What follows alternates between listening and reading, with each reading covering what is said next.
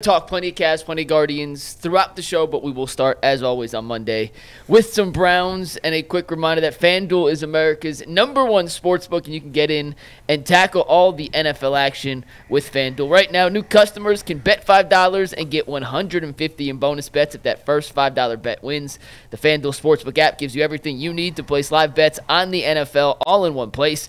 So when you get a hunch in the middle of the game, you can check out the latest stats, view live play-by-play, and so much more on the same page where you place your bets. Just visit FanDuel.com/UCSS to join today.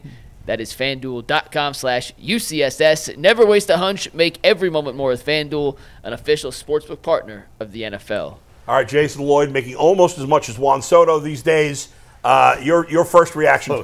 That far off. So the first reaction to the Browns losing yet again. I think what troubled me the most, I mentioned to you guys, I wrote about it also, apathy has set in. Like, they're not even mad.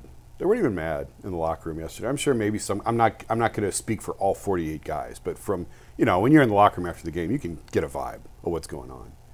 And guys are just like, yeah, 3-10. They're ready for the season to be over. For sure. Yeah. They're just crawling to the finish at this point. That was troubling to me to see that no one is really even that upset. And you can't throw helmets and you can't punch walls after every loss. Like, you can't. But man, guys, we got a month to go. We still got 4 more games to go, and this is just walking through the cemetery at night. It's in a bad spot. And the other thing I would say, coming off of it, and I know we'll probably get into it more throughout the week goes, it's time to play Dorian Thompson-Robinson as far as I'm concerned. I wrote that for today as well. Like, Jameis is what he is. I've said that for the last month. They knew what he was, and I actually feel like you've lost time on DTR by continuing to play Jameis, and I get why you had to. You had to do it because DTR was hurt, Jameis played well, you won the Ravens game, and now you had to keep going. I get it. But you got a month left. I would throw him in against the Chiefs. Just throw him right in. Yeah, the Chiefs are going to blitz the crap out of him. He's 25 years old. This isn't a rookie. He's a man. He's 25 years old. See how he handles it. And let him play out the last month and see what you have. All right, more on that later when we get to Jameis. Dustin, quick reaction. Quick reaction, kind of like what Jason said. It didn't seem as though the players were, I don't want to say like worried, concerned, into it. Like it didn't seem like the game mattered watching it. And when you watch the first like quarter and a half or so, whatever, when they had the lead, it was like, oh, they're going to win this game until the screen. And then things just sort of spiraled out of control. Just lapses defensively, lapses on off, lapses everywhere. Special teams. I mean, just all across the board. Just a lack of attention to detail in a game that ultimately a team that's got better culture, better leaders, better players, all of the above.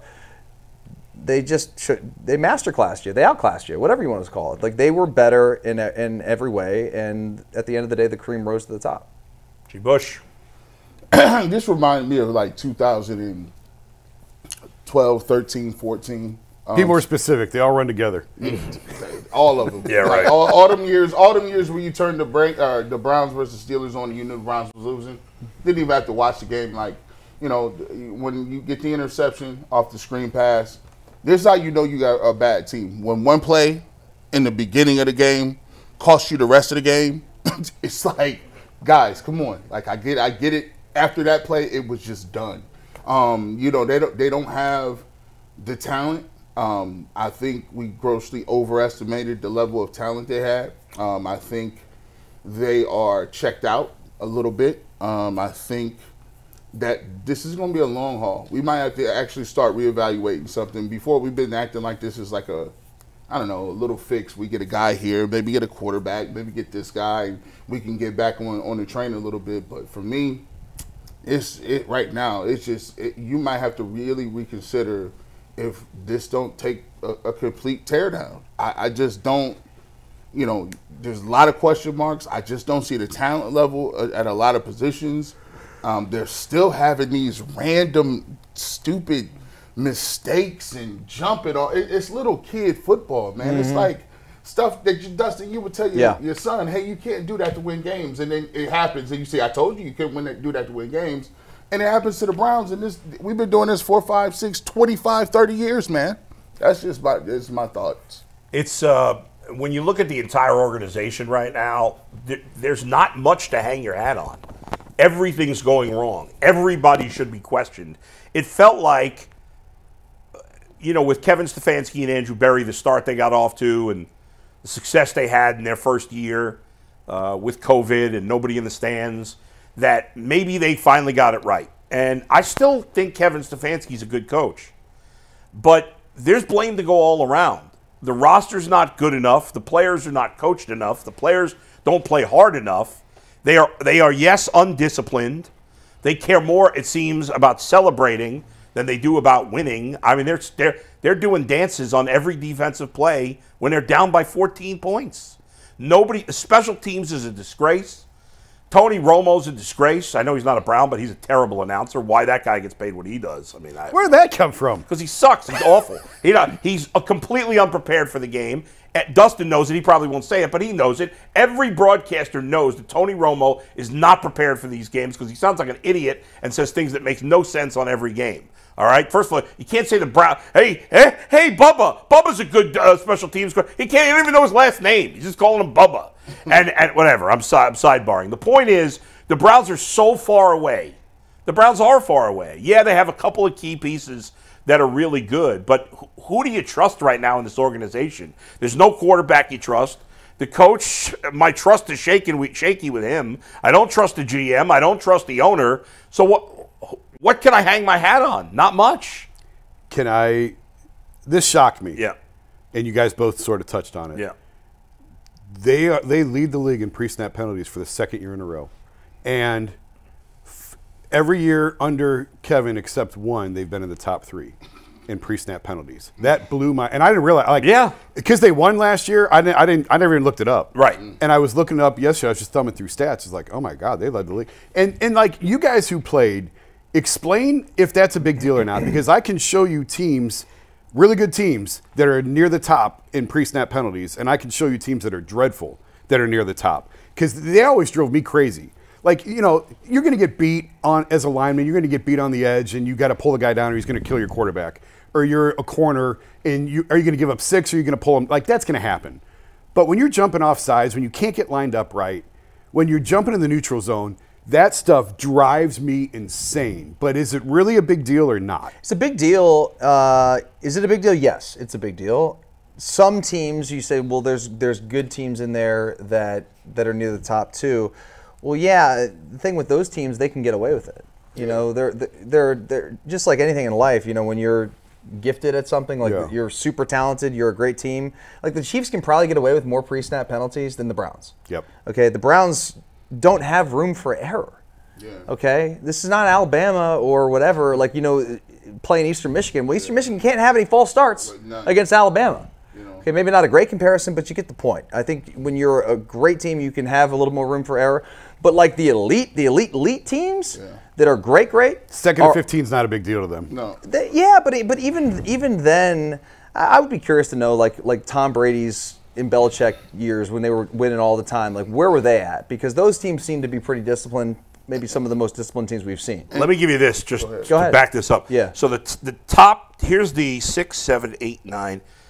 The top 12 teams, or I'll give you 9 because there's a tie for 10th. So the top 9 teams in terms of pre-snap penalties, you have 3 good teams. You have Houston, Pittsburgh, and Green Bay are in the top 9.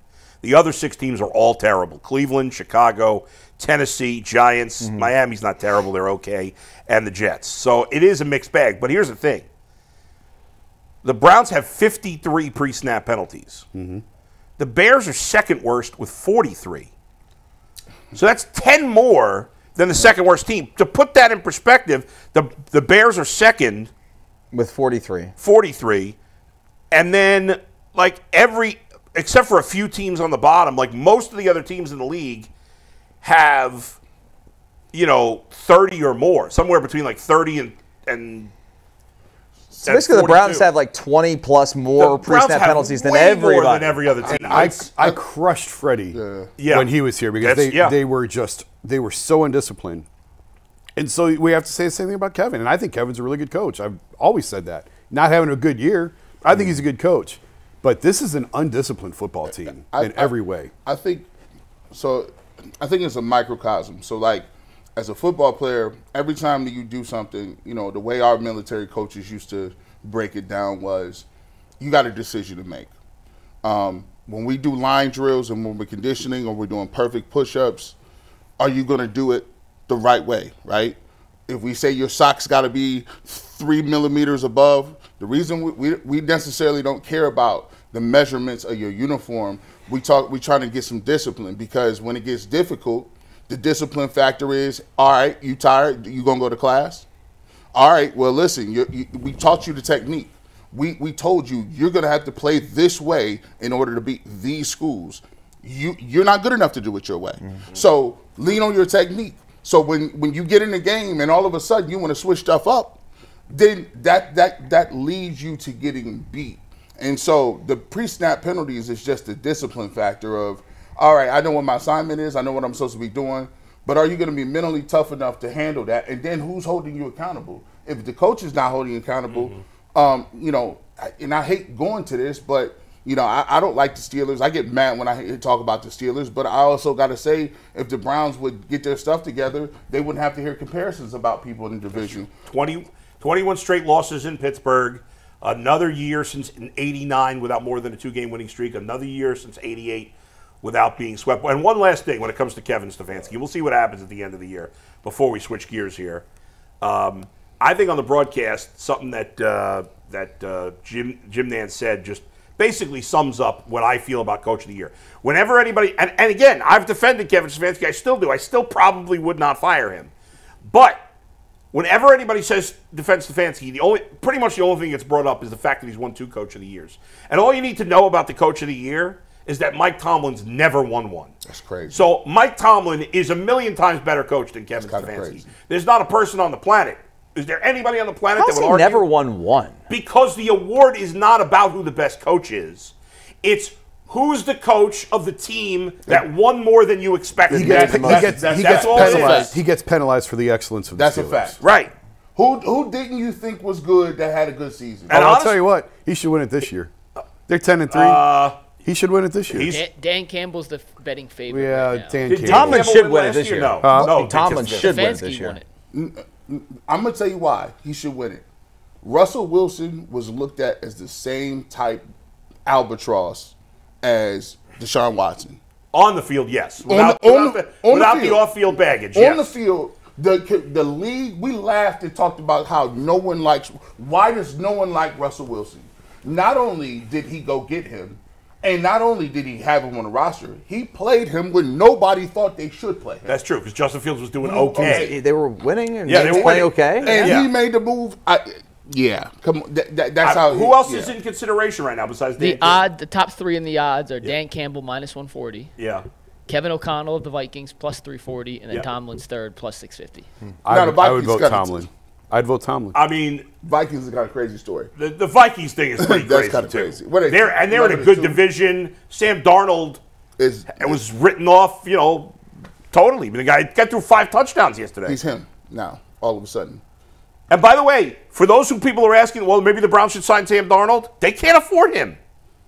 He's going. Forget this nonsense of $15 million for Jameis. Sam Darnold's 15, double it.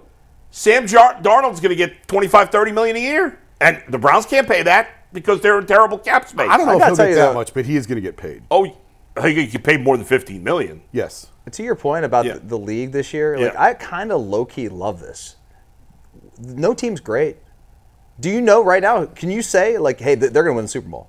No. I have no idea. I mean, the Lions have the best record, but they don't feel unbeatable at all. Yeah, and do you trust the Lions in the playoffs? No, I'd still take the Chiefs. Right, still right, take the but Chiefs. they're not a great team. they They look like the least impressive. The Browns could easily beat the Chiefs this week. We are not going to do this. Oh, no, they could definitely win. We learned last year. 100%. Don't you do that. I'm not writing them off. I'm just saying. Don't you do that. Yes, the Chiefs are still my favorite in the AFC, Yeah. but they don't look impressive.